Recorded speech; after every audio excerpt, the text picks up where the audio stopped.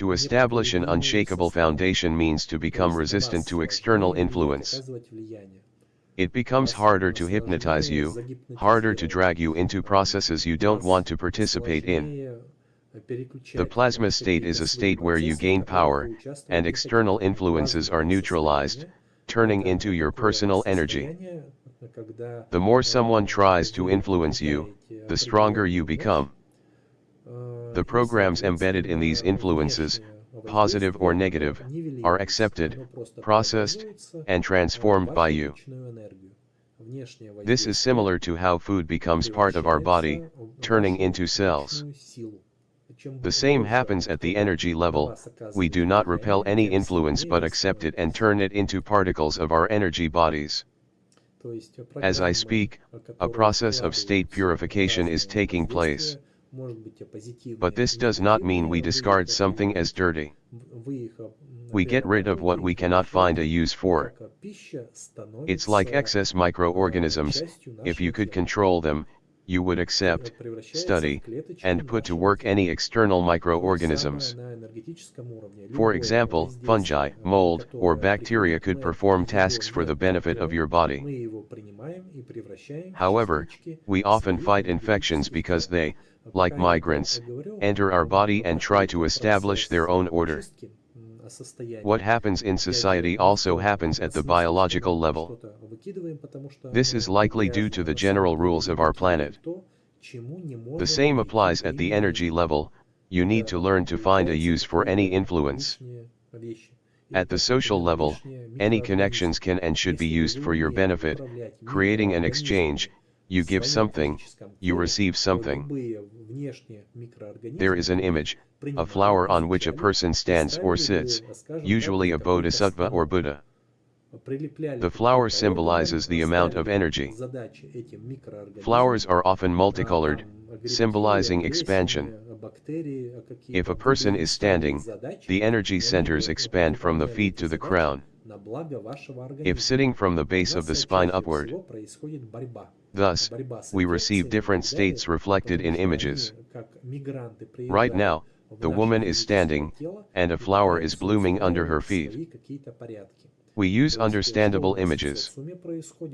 I use the images and states that are clear to me, and in this way, I press the buttons of my spiritual tool of influence. You may have your own images. The main thing is that they trigger the processes you need. The same goes for luck rituals. People do something once, and it works out well. The second time, by chance it works again. They remember and begin to believe that if they do this, the processes will be successful. This is related to observation, intuition, and keeping a diary where you record events and processes.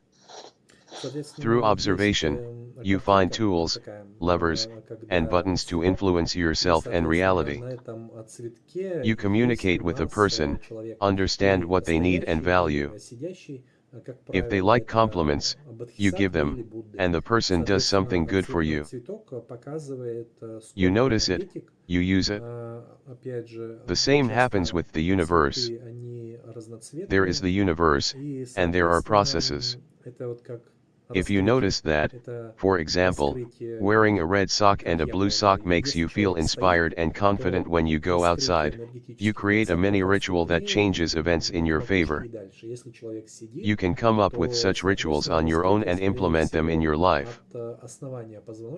It's hard to explain them from the perspective of physics, chemistry, biology, or rational thinking, but they can work. You do something that fills you with confidence, and you boldly look ahead.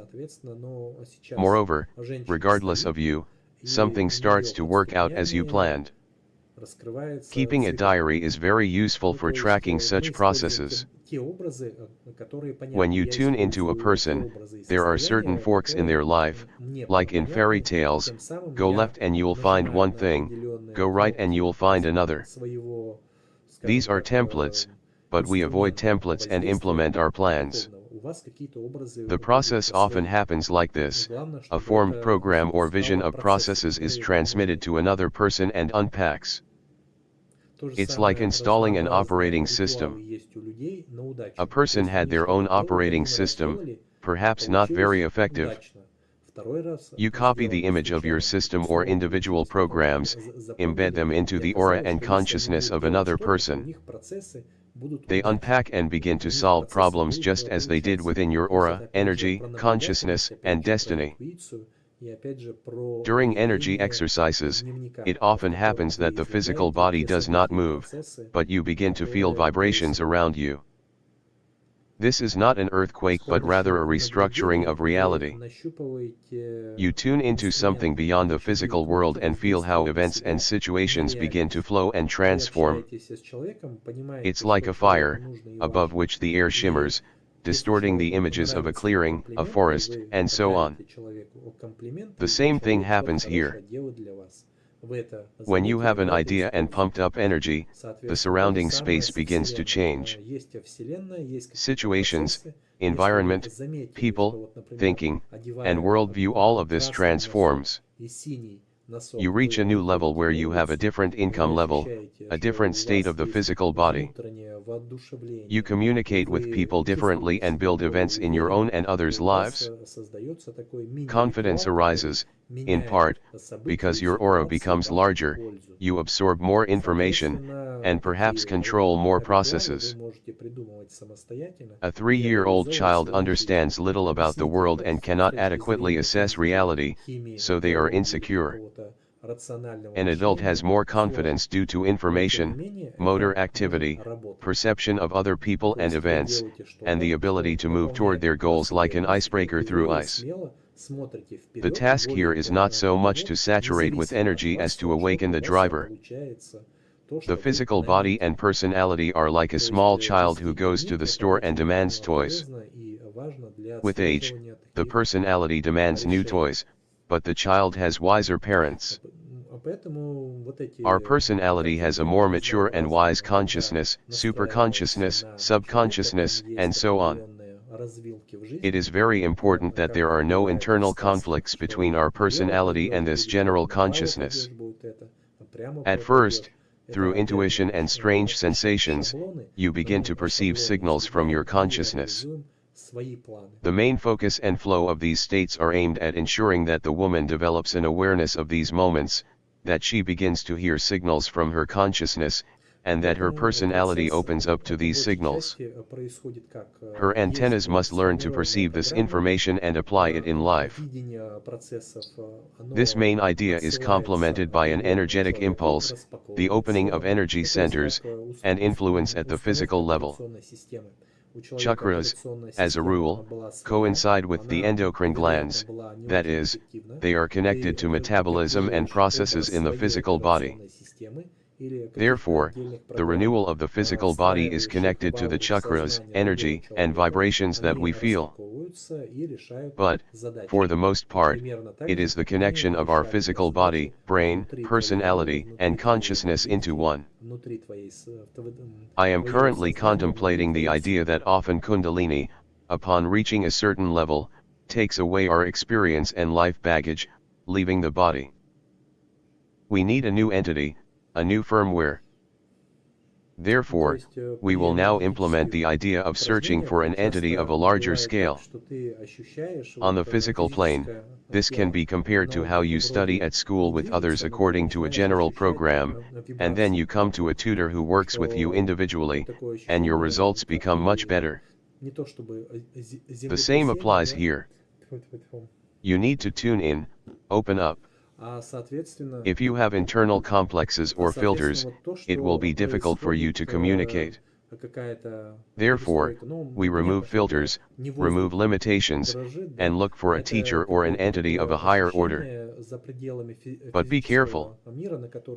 It's like letting someone into your house. If you have nothing valuable in your house, you don't worry. If you think you have something valuable, you don't let strangers in. But if you assess it soberly, there is nothing too valuable in our consciousness for beings of a cosmic scale. Rather, we are primitive to them, like ants crawling on the ground and caring about food and reproduction. The point is to open up, tune your antennas to perceive truths from other civilizations and beings. I repeat, this is based on the idea that we are all interconnected. We are in one common energy informational aquarium of the universe's consciousness and can contact each other. Contact may deteriorate if people close themselves off from it. Therefore, our task is to open up. Personally, I don't think there is anything so valuable in my consciousness that I should fear someone seeing and taking it.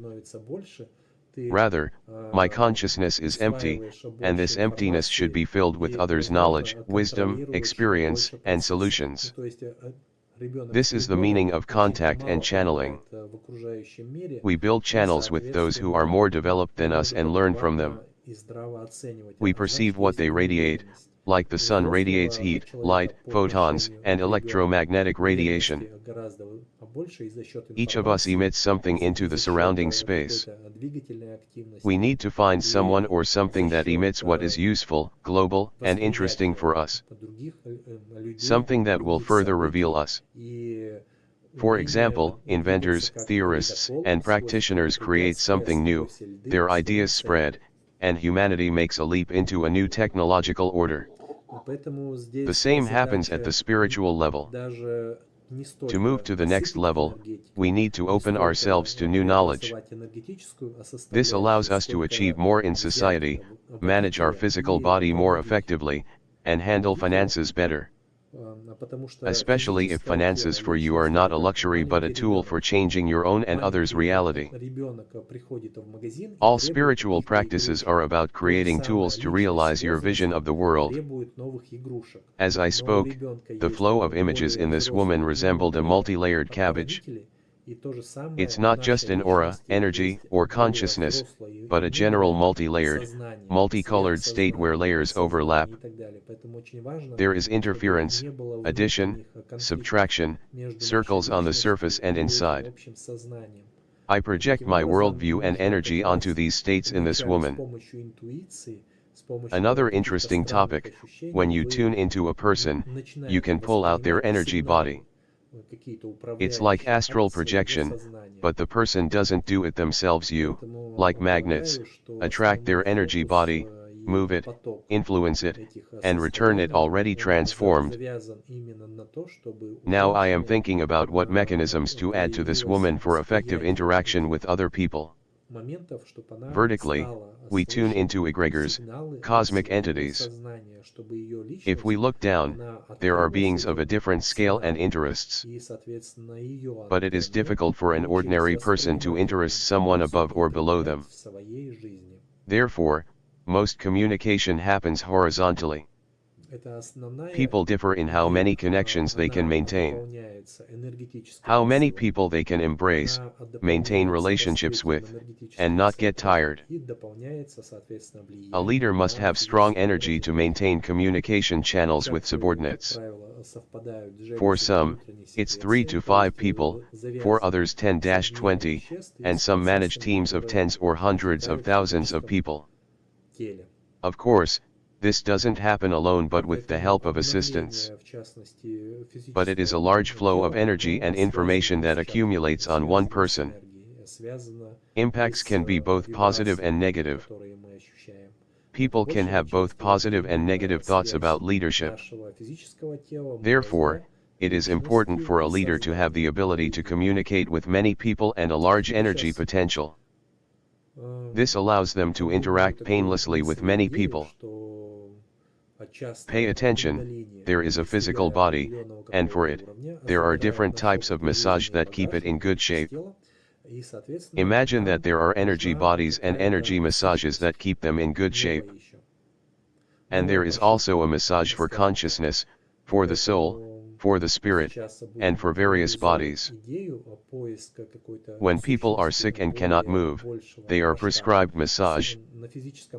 Massage makes the body respond to touch, and the physical body strives to live and recover. The same happens with energy massage, consciousness massage, soul massage, spirit massage, and the divine plane. These are examples of similar processes but at different levels of human organization. For example, I have two physical hands, but at the energy level, there are emitters that direct energy flows into a person's chakras. The chakras swell, expand, and so on. Now I will go through the energy centers in the feet, ankles, calves, between the knees, between the thighs, and the Muladhara chakra. There is also the microcosmic orbit along the spine, front and back, and the macrocosmic orbit, the size of which can be larger than the physical body, depending on the size of the aura. Energy flashes pass over the surface of the aura, cleansing it, sealing holes, and restoring homogeneity.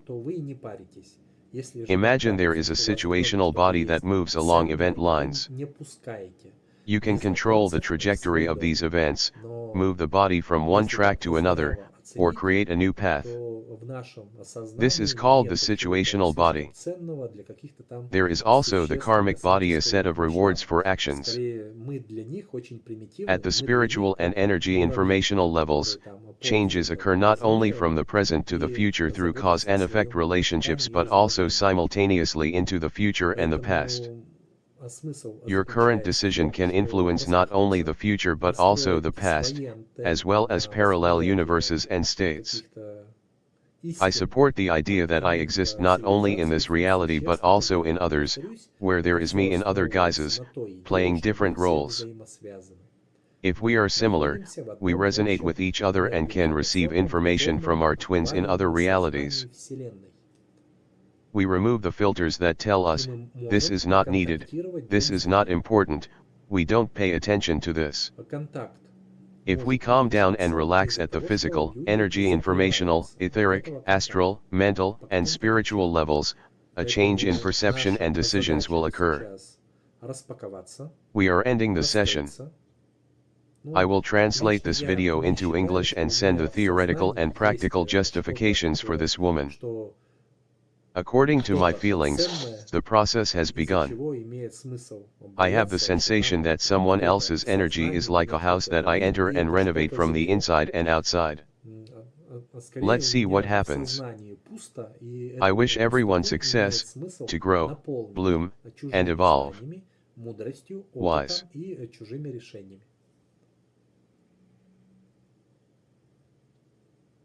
По крайней мере, в этом смысл контактерства, ченнелинг.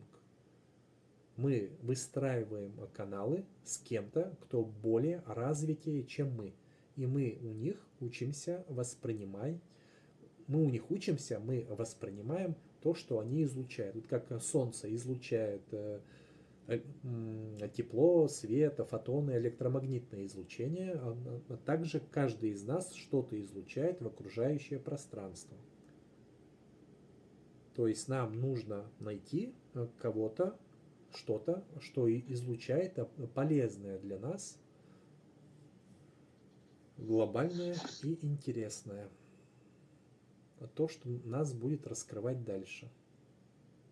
Вот как были изобретатели, теоретики и практики, они что-то изобретают, и их идеи распространяются в массах. И человечество делает прыжок в новый технологический уклад. То же самое здесь. Есть духовный уровень текущий. Нам, чтобы перейти на следующий уровень, нужно открыться этим новым знаниям. Это позволяет нам и на уровне социума достигать большего. Это позволяет нам более эффективно управлять физическим телом. Это нам позволяет управлять с какими-то финансами своими и так далее. Особенно если финансы для вас это не столько роскошь, а сколько способ изменять свою реальность и чужую реальность. То есть инструмент. То есть все духовные практики это про создание инструментов для реализации своего видения мира.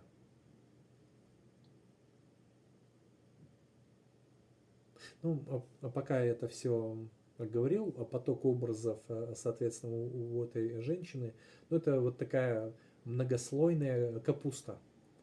Нельзя вот даже сказать, что это аура, или вот эта энергетика, или сознание. Я это воспринимаю как общее состояние, многослойное, разноцветное, накладывающееся друг на друга, там интерференция, сложения, вычитания какие-то, круги идут по поверхности и внутри. То есть я проецирую свое мировоззрение, свою энергетику на эти состояния в этой женщине.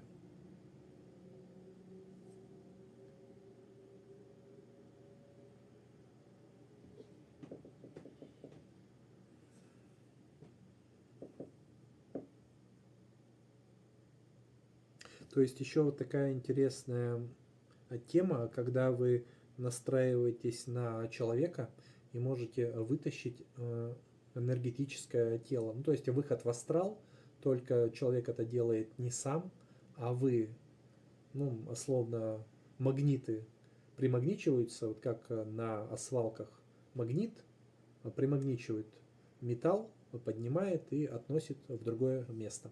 То же самое здесь. Вы берете энергетическое тело, перемещаете, воздействуете, возвращаете обратно. Уже измененное, преобразованное и так далее.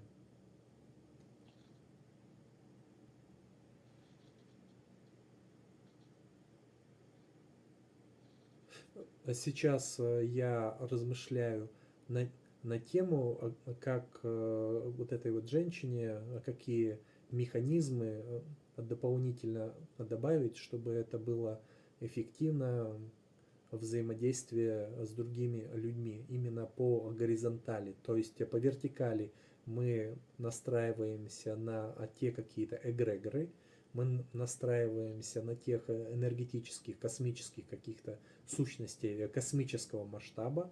Соответственно, если мы смотрим вниз, то там существа другого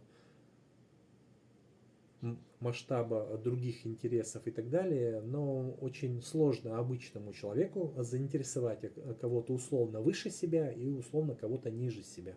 Поэтому большая часть общения, она идет на горизонтали.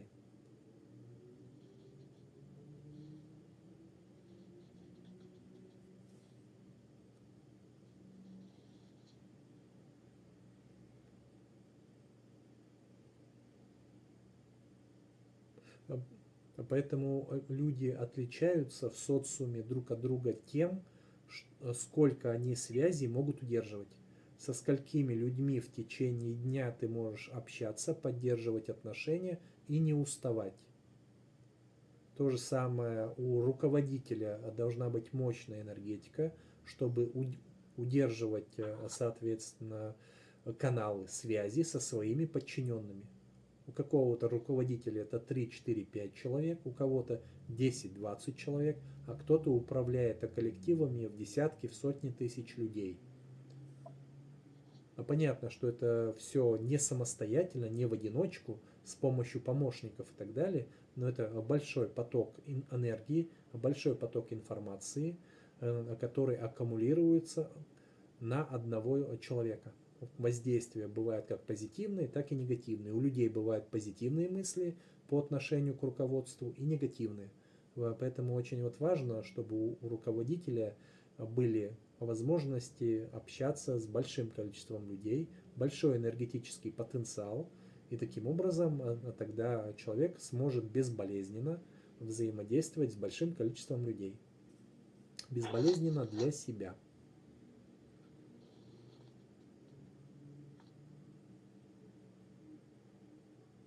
Обратите еще внимание, вот такая есть тема, есть физическое тело. Для физического тела есть разные виды массажа, которые держат физическое тело в тонусе. Представьте, что есть энергетические тела и есть энергетические виды массажа, на которые держат энергетические тела также в тонусе, чтобы они были эффективны. Представьте, что есть массаж и для сознания. Массаж для души, для духа, для разнообразных тел и так далее. То есть вот люди, когда болеют, двигаться не могут, им как раз показан массаж. Массаж заставляет тело реагировать на прикосновение, если мы говорим про физику, и таким образом физическое тело, оно стремится жить, выздоравливать и так далее. То же самое энергетический массаж, то же самое массаж сознания, души, духа, божественного плана и так далее. То есть как пример схожих процессов, но на разных уровнях организации человеческого существа. Ну, то есть вот, например, у меня две физических руки. На энергетическом уровне у меня есть, соответственно, скажем так, излучатели. Эти излучатели, они направляют потоки энергии в чакру у человека. И чакра у человека, она вспухает, расширяется и так далее. Я сейчас пройдусь еще по ступням. Энергетические центры в ступнях, энергетические центры в районе щиколоток, энергетические центры в районе там икры, между колен, между бедер и Муладхара чакра. Ну, еще заодно микрокосмическая орбита в районе позвоночника спереди и сзади, макрокосмическая орбита с размером с физическое тело, потом размерность может быть больше в зависимости от того, насколько велика аура у человека, и по поверхности проходят энергетические всполохи такие, и, соответственно, опять же идет, скажем так, омовение ауры, зарастание каких-то отверстий, дыр, перфораций там и так далее разнообразных, восстановление и регенерация. И, соответственно, то же самое внутри ауры происходит, и восстановление однородности. То же самое, представьте, есть ситуационное тело, которое движется по линиям событий, тем или иным, и вы можете управлять траекторией этих событий, перемещать тело с одной линии, с одних рельс, перемещать на другие рельсы, или даже создавать какой-то новый путь. Это вот то, что называется ситуационным телом. Есть еще кармическое тело, как набор воздаяния за поступки.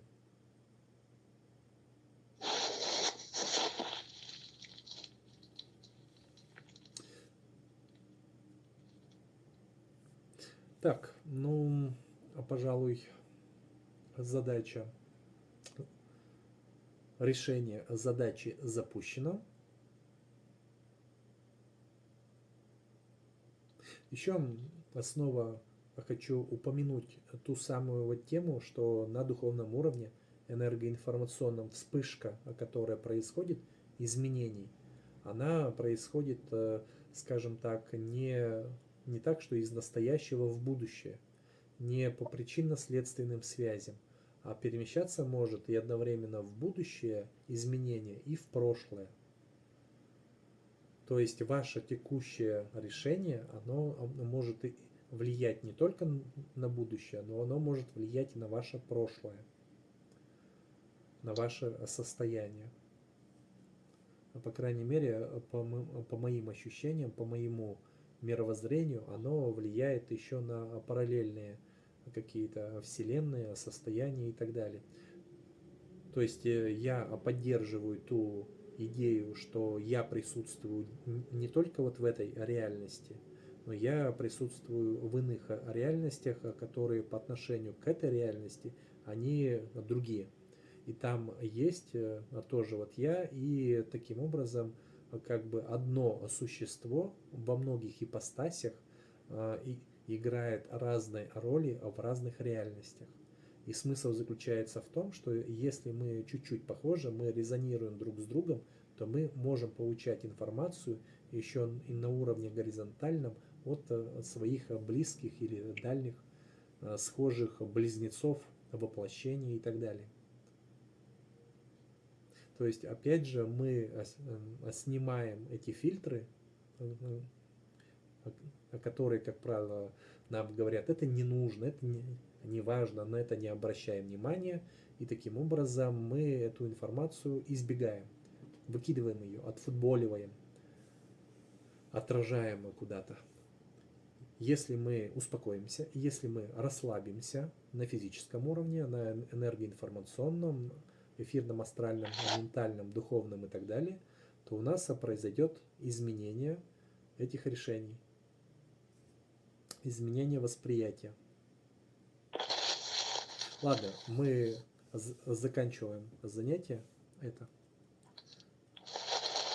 и будем двигаться дальше. А я это видео буду переводить на английский и потом отправлю теоретические и практические обоснования этой женщине. Ну, по моим ощущениям, процесс пошел. У меня еще возникает такое ощущение, что вот чужая энергетика, образ, это дом. Я захожу в этот дом и делаю такой ремонт, перестройку и так далее. Изнутри и снаружи. Ну, посмотрим, что получится. Желаю всем успеха, расти, цвести, эволюционировать и так далее.